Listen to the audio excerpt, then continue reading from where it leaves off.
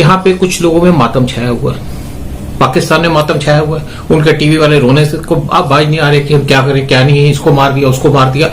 और साथ साथ में यहाँ पे कुछ हमारे लिबरल्स हैं, हमारे कम्युनिस्ट हैं और कुछ उनके सपोर्टर्स हैं जो क्रिश्चियन सपोर्टर्स हैं उनके, वो भी इसके लिए बड़े अफसोस हैं और इसकी बात हम बाद में करेंगे। इसके साथ साथ पिछले 10 दिनों में एक हिज़्ब का कमांडर मारा गया था और साथ में AGH अंसार गज़वातुल हिंद, इस ऑर्गेनाइजेशन का चीफ भी मारा गया था।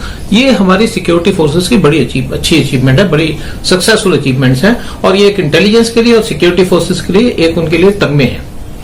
नेकू जो था ये काफी देर से परेशान कर रहा था सिक्योरिटी फोर्सेस को और वैली के अंदर रिसेंटली उसने काफी जो माइग्रेंट वर्कर्स थे उनको मारा और उसके साथ साथ जो फ्रूट ट्रेडर्स थे उनको भी इसने मारा और साथ में पुलिस वाले और उनकी फैमिलीज को एब्डक्शन किया, उनको किडनैप करके ले जाता था।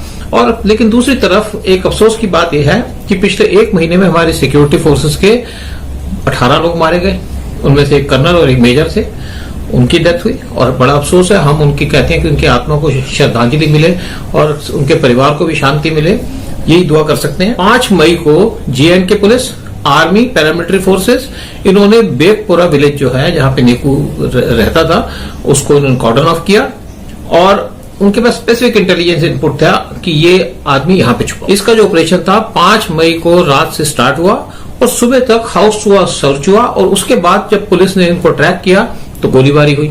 गोलीबार होने के बाद ये एक साथ के घर में जाके छुप गए, उसके बाद फिर गोलीबारी हुई। वहां के जो लोकल लोग थे बेगपुरा के, उसके लोग इकट्ठे हो गए साथ के विलेजेस के और उन्होंने पुलिस पे पथराव करने की कोशिश की, लेकिन उसके बाद वहां पे पुलिस ने भी काउंटर एक्शन किया और इन आतंकवादियों के जो सपोर्टर थे उनमें से 16 लोगों को इंजरीज हुई और हॉस्पिटल में एडमिट है। और इसके बाद पुलिस उन पे भी एक्शन लेगी जो उन लोगों ने पुलिस पे अटैक करने की कोशिश की, क्योंकि वहां पे पुलिस और हमारी जो आर्मी है बड़ी इस टाइम पे सीरियस है और हमारी गवर्नमेंट जो है वो फर्म है कि हमने जो करना है आप करेंगे। नेकू जो है ये सिक्योरिटी फोर्सेस के रडार पे था काफी देर से और ये अपना, लेकिन उनके कब्जे में नहीं आ रहा था, इसका पता नहीं चल रहा था। तो आजकल जो एक इंटेलिजेंस होती है, एक तो हमारे मुखबरी के थ्रू होती है, हमारे जो सोर्सेज होते हैं उससे होती है, दूसरा हमारा इलेक्ट्रॉनिक सिस्टम है। तो लेकिन ये अपना जो नेटवर्क है ये बातचीत करता था किससे, वो करता था प्राइवेट तरीके से, एक वर्चुअल प्राइवेट नेटवर्क है VPN, उससे कम्युनिकेशन करता था। और एक और प्लेटफॉर्म जो यूज करता था वो कहते हैं बैट मैसेंजर और उसमें यूजर नेम यूज करता था विलियमसन, इस नाम को बाकी नेटवर्क में भी यूज किया करता था। लेकिन पुलिस ने इसके एक नंबर को ट्रैक किया जिसमें से उनको शक हुआ कि ये नेकू ही है और अल्टीमेटली इसको ट्रैक करके इसको मार दिया गया। बहुत बड़ी अचीवमेंट है, चाहे पाकिस्तान रोए, चाहे हमारे लिबरल्स रोए, चाहे हमारे न्यूज़पेपर वाले रोए। लेकिन फिर भी हम आपको बताना चाहेंगे कि टाइम्स ऑफ इंडिया ने 7 मई 2020 को एक पूरा पेज अपने इस अखबार के अंदर नेकू के ऊपर डेडिकेट किया, रियाज नेकू के ऊपर। उन्होंने इसके आर्टिकल के अंदर लिखा कि कैसे ये आदमी टेररिस्ट बना। पहले मैथ्स टीचर था, फिर उसके बाद एक जो लड़के की वहां डेथ हुई जो पत्थर करने वाला टेररिस्ट था उसकी डेथ हुई, उसके बाद इसने टेररिस्ट एक्टिविटी शुरू कर दी। लेकिन दूसरी बात ये कहेंगे कि कभी टाइम्स ऑफ इंडिया ने किसी आर्मी वाले के ऊपर किया ऐसा, एक पूरा पेज दिया? क्या ये जो मेजर मरे थे उनके ऊपर किया, या जो हमारा कर्नल साहब मरे उनके ऊपर किया, या किसी भी आर्मी के आदमी के ऊपर किया? नहीं किया। क्योंकि एक ये गद्दारों का पेपर है, जो गद्दार इसको चलाते हैं, जो देश के बारे में, देश के अंदर लोगों के अंदर भ्रम फैलाना चाहते हैं, टेररिस्टों को प्रोजेक्ट करते हैं कि टेररिस्ट जो है ये बहुत बड़ी चीज है। और एक बेसिकली इनको एक सपोर्ट मिलती है पाकिस्तान से। एक बड़े अफसोस की बात है कि हमारे हिंदुस्तान में रहकर के ऐसे न्यूज़पेपर, और इसको चलाते कौन है, इसके अंदर चलाने वाले जो है वो कम्युनिस्ट है और क्रिश्चियंस है। आज को हमें कुछ दिनों में ऐसा महसूस होने लगा है कि इस देश के कुछ क्रिश्चियंस, मैं कहूंगा 1 या 2% क्रिश्चियंस हैं, वो यहाँ पे कुछ उल्टे सीधे काम करने लगे हुए हैं पिछले कुछ सालों से, जब से कि कांग्रेस आउट ऑफ पावर हुई है। और यही लोग थे। ये टाइम्स ऑफ इंडिया जो है पहले एक प्रोग्राम चलाया करता था अमन की आशा, वो अमन की आशा प्रोग्राम पाकिस्तान के साथ मिलकर चलाया करता था। उसकी फंडिंग ISI से आती थी और उसके अंदर पाकिस्तान की एक अच्छी इमेज कराते थे, पाकिस्तान बहुत अच्छी कंट्री है फलाना। भाई अगर अच्छी कंट्री है तो आप पाकिस्तान क्यों नहीं चले जाते? इसके मालिक जो है पाकिस्तान क्यों नहीं चले जाते? इसके जो सीनियर रिपोर्टर्स हैं वो पाकिस्तान क्यों नहीं चले जाते? मजे करो, पाकिस्तान में जाके जन्नत मिलेगी आपको।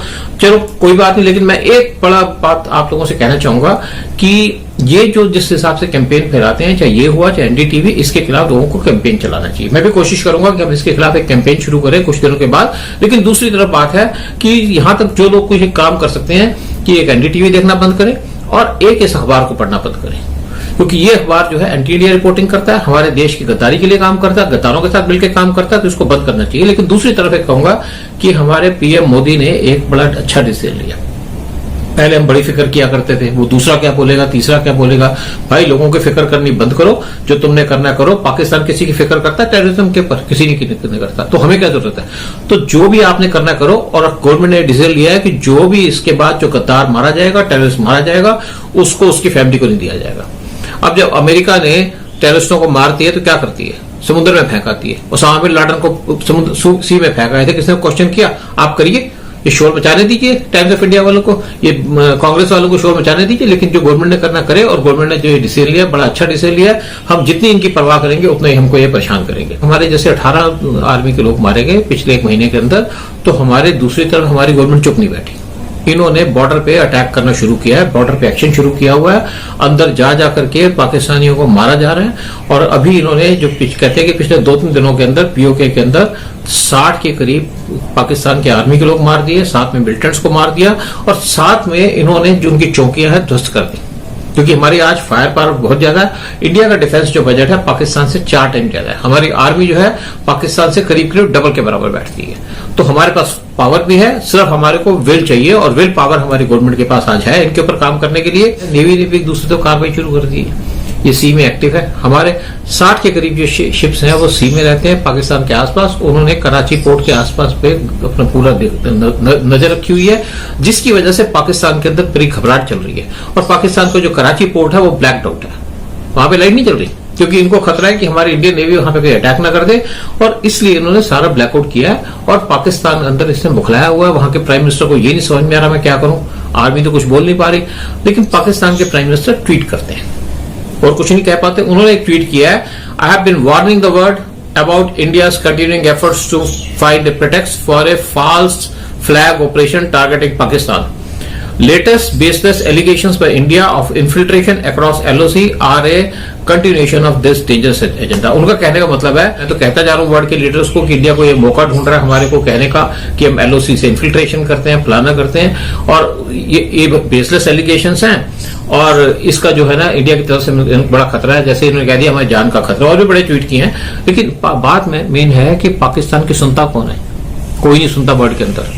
पाकिस्तान आज की डेट में एक आइसोलेटेड कंट्री है। ये पाकिस्तान जब ग्रे लिस्ट में पड़ा हुआ है, इसको बाहर निकालने के लिए इसको वोटों की जरूरत है, वो नहीं मिलती। हाँ, ग्रे से ब्लैक लिस्ट डालने के लिए इनको 3 आदमी की जरूरत पड़ती है, जो इनको पिछली बार चाइना, तुर्की और मलेशिया, ये 3 मिले थे 22 कंट्रीज में से, या 25 कंट्री हैं जिसमें से तीनों ने इसको ये सपोर्ट किया, बाकी ने किसी को सपोर्ट नहीं किया। और मुझे लगता है कि अगली बार जो है इससे मलेशिया भी निकल जाएगा, और हो सकता है कि टर्की भी इसको सपोर्ट ना करेगी, और टर्की की अपनी हालत बड़ी खराब हो चुकी है। दूसरी तरफ एक और खबर है कि इंडिया ने अपना जो रुख है बड़ा सख्त कर लिया, बड़ा हार्ड किया हुआ है, और इंडिया ने अपनी एजेंसीज को डायरेक्शंस दे दी हैं कि एक प्लान बनाने की, कि किस तरीके से हम जो गिलगिट बाल्टिस्तान जो हमारे एरिया है, जो हमारे पास होना चाहिए, वो किस तरीके से हम वापस ले सकते हैं। और मैं सोचता हूँ कि आप देखेंगे बड़ी जल्दी हमारे पास प्लान ऑफ एक्शन आएगा, और पाकिस्तान से हम गिलगिट बाल्टिस्तान लेंगे, पीओके लेंगे, और उसके बाद आप देखेंगे नजारा कि पाकिस्तान किस तरीके से टूटता है।